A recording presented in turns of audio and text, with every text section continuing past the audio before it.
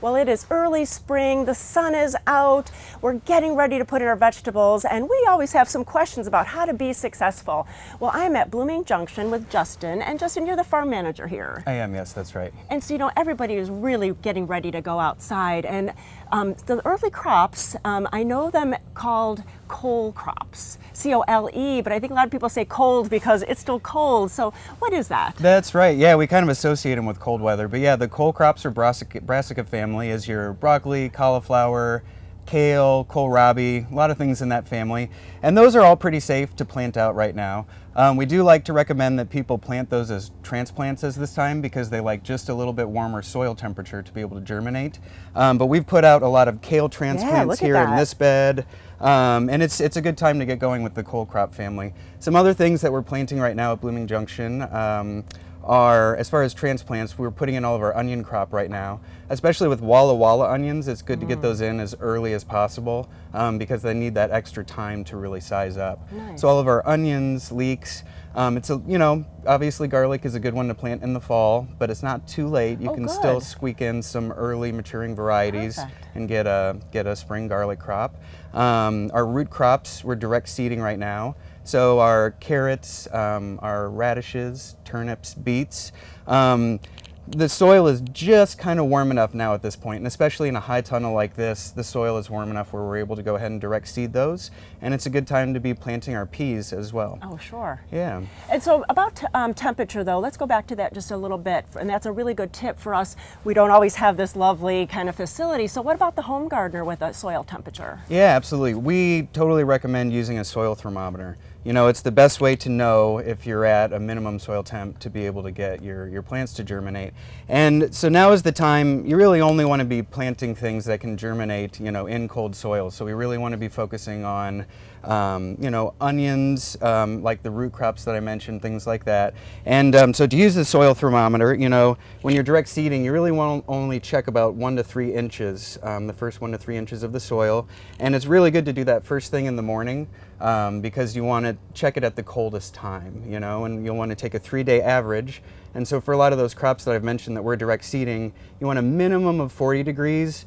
45 would really be better, and then you're in a safe zone to be able to start germinating those things. Oh, wonderful. Because I think we forget about that soil temperature. We think the air is nice and warm, but the soil comes up later. Exactly. And another tip you have is to use this cloth. What is this? Yeah, this is a row cover that we use here at Blooming Junction. For our field crops that don't have the benefit of having this high tunnel to keep them nice and warm, we use the row cover at night over broccoli would be an example of a crop that we have planted already. And some of these cold nights are dropping down to 26 degrees, which can really stress or start to burn the leaves of some of those tender transplants. So we cover them with this row cover, and that's something that home gardeners can use too. It's easy to find, and it's really easy just to lay out. You just want to make sure that all of the edges of the fabric are really well sealed to the ground and that you don't let any cold air seep through there.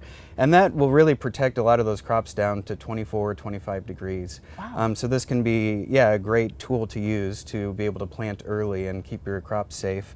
And we also use it, some of those early crops that I mentioned that need a little warmer temperature to germinate.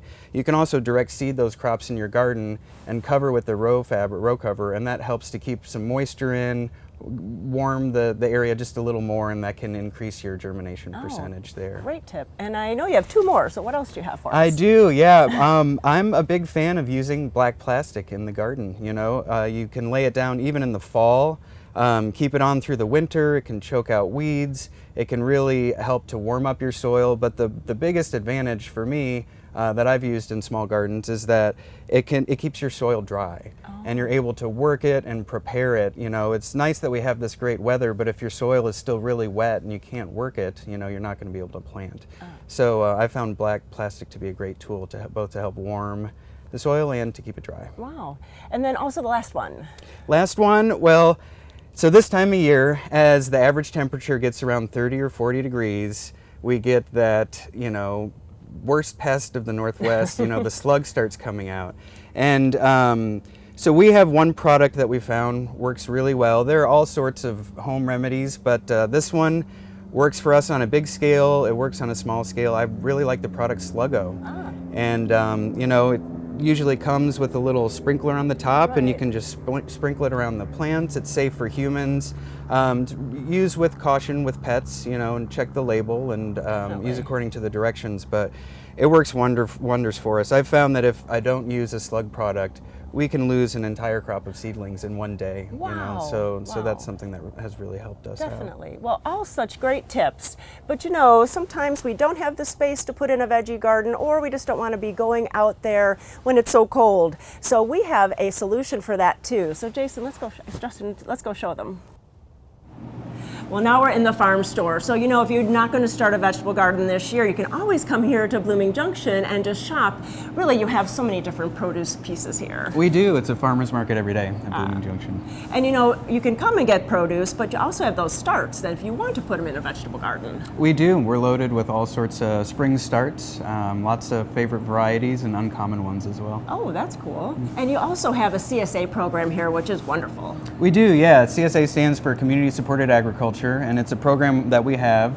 It's a subscription where our members come, and for 20 weeks we supply them with a box full of vegetables. And it's varies season to season. It is always 8 to 12 varieties of our fruits and vegetables. And it's always ultra fresh. They get to know their farmer and know the farming practices. And they also get to try out some new vegetables and sort of get out of the regular way of thinking about cooking. And that's really the best part of that, I think, of CSA, because you're always trying something new that you have thought about and grown. That's right. That's right. Well, you have to come out to Blooming Junction. It's like they have a wonderful nursery. That's a great part of the business here too. But you can come and get your produce for your meals on that weekend. So if you have any other questions, please go to gardentime.tv. We'll click over their website and you can find out all the information to come out here. Thanks so much. Thank you, Judy.